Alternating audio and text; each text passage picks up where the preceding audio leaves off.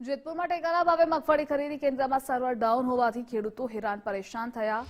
જેતપુર શહેરમાં 3 જગ્યાએ ટેકાના ભાવે મગફળીની ખરીદી કરવામાં આવી રહી છે। જેમાં વહેલી સવારથી ખેડૂતો પોતાની મગફળી લઈ ખરીદી કેન્દ્ર પર પહોંચ્યા, પરંતુ સર્વર ડાઉન હોવાથી હેરાન પરેશાન થતા નજરે ચડ્યા। ચાપરાજપુર રોડ પરના ખરીદી કેન્દ્રમાં આજે 150 જેટલા ખેડૂતોને પોતાની મગફળી વેચવા માટે બોલાવ્યા, પરંતુ ખેડૂતોની મગફળી જોખી લીધા બાદ ખેડૂતોને મગફળીનું બિલ આપવાનું થતું હોય ત્યારે સર્વર ડાઉન હોવાથી ખેડૂતોમાં રોષ છે। હું અહીંયા માંડવી લઈને આવ્યો છું ટેકામાં નાખવા માટે, પણ અહીંયા બિલ બનતા જ નથી। સર્વર ડાઉન કર્યા રાખે છે અને બધા ખેડૂત 150 ખેડૂત હેરાન થાય છે। જમવામાં તકલીફ મોટામાં મોટી છે કે જેતપુરની અંદર જમવા જવું પડે છે। અહીંયા આજુબાજુમાં ક્યાંય સુવિધા પણ નથી। અમે જેતપુર મગફળી લઈને મંડળીમાં આવેલા અને સાંજે મગફળી લાઈનમાં ઉભેલા અને અત્યારે સવારના પોરમાં અમારો મગફળીનો ટોલ પણ થઈ ગયેલો।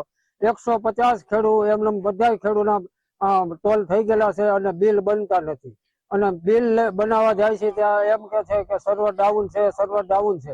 આની માટે સરકારે તાત્કાલિક વ્યવસ્થા કરવી જોઈએ અને સર્વરની વ્યવસ્થા કરી અને ખેડૂતને હેરાન થતા બંધ કરવા જોઈએ। આજે આધારની સાઇટ છે ને સવારથી બંધ જ છે, ચાલુ જ નહીં થતી। એની એમએલ થી સરના પણ કોલ આવ્યા છે કે એ લોકો અપડેશન કરે છે ને પ્રોસેસ વહેલી તકે અમને ચાલુ કરાવશે। તો એ કઈ બિલ બન્યા નથી। અમે રોજના 150 થી 200 ખેડૂતને બોલાવીએ છીએ।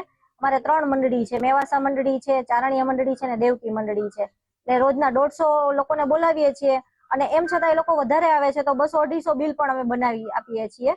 પણ સવારનું આધારનું સર્વર બંધ છે ને એના લીધે અમે લોકો આ પ્રોસેસ કરી નથી શકતા।